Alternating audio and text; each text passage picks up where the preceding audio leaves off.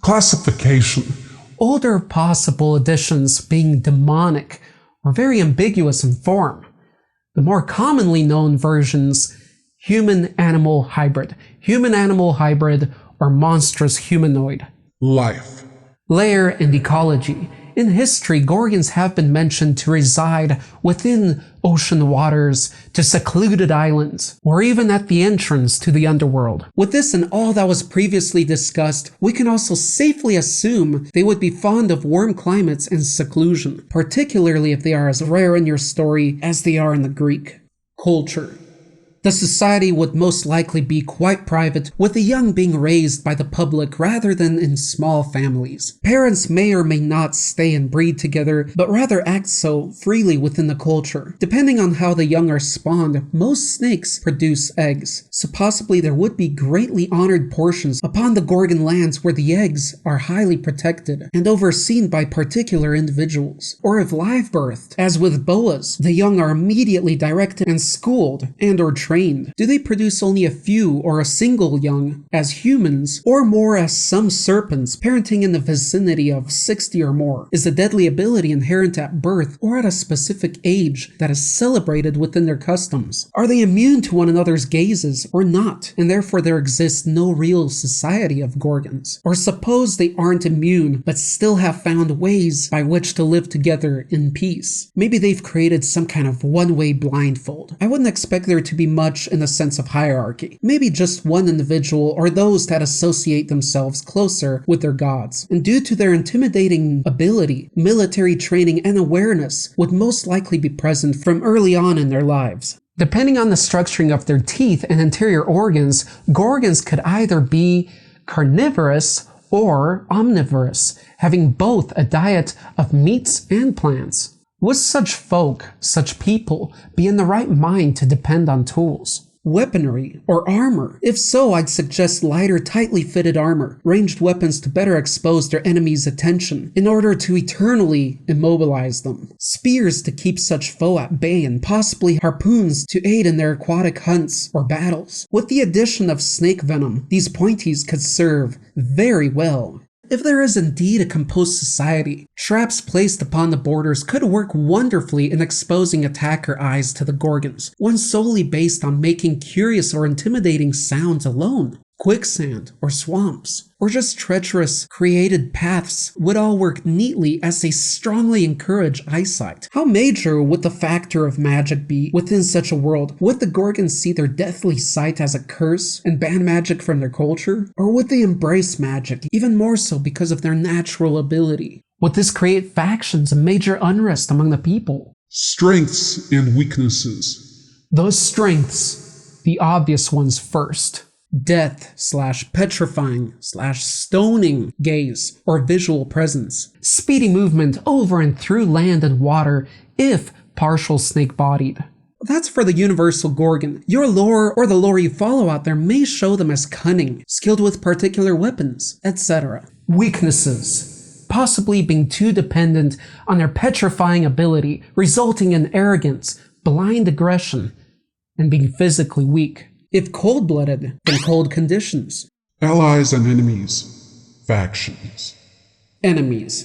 In mythology, general humanity, and boisterous heroes, and of course Athena and Poseidon. Merfolk and the Naga would possibly befriend due to anatomical similarities, but all speculation, independent on the lore you are enjoying or creating. For more speculation in this area, head back to the culture section of the episode. Power level. A 1 being a worm, a 5 a worm such as this, and 10 a primal deity beyond the matters of time and insignificant quarrels of lesser gods. Now this one required more thinking, as any number that I may unveil can be quite arguable. So after much consideration, I'm giving the Gorgon a very respectable 5.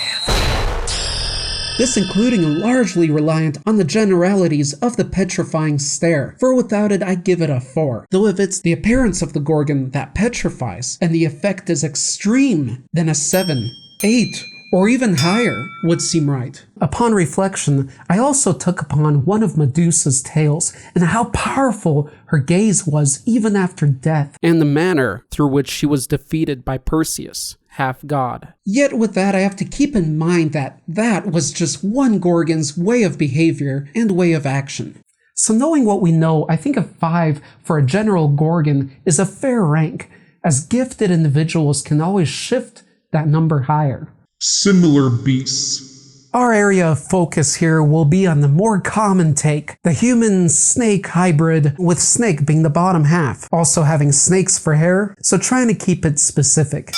Medusa, Stheno, and Uriel, the Gorgon sisters. Naga.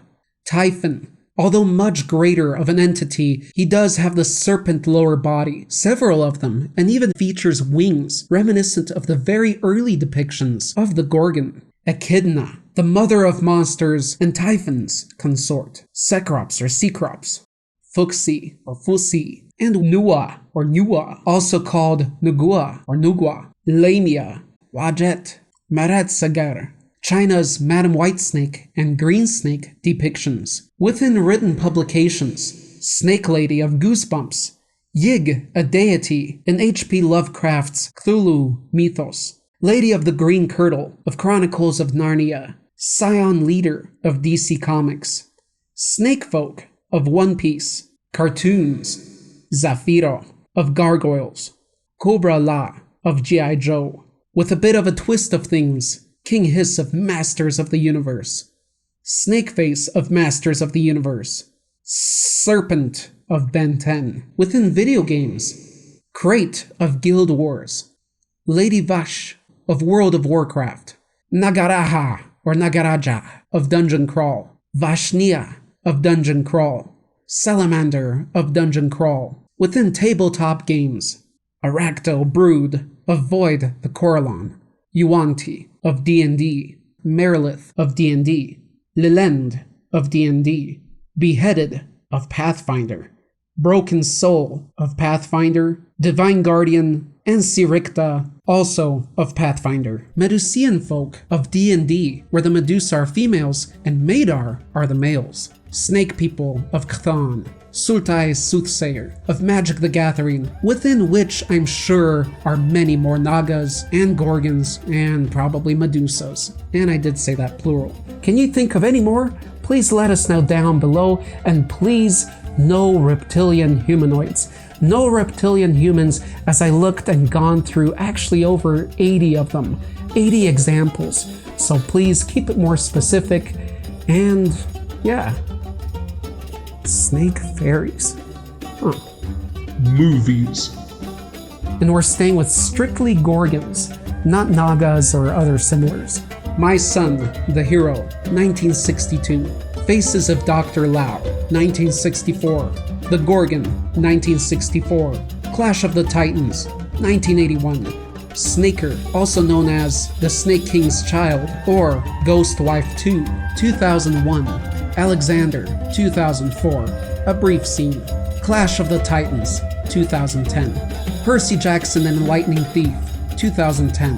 The Lego Movie, 2014. Medusa, 2015.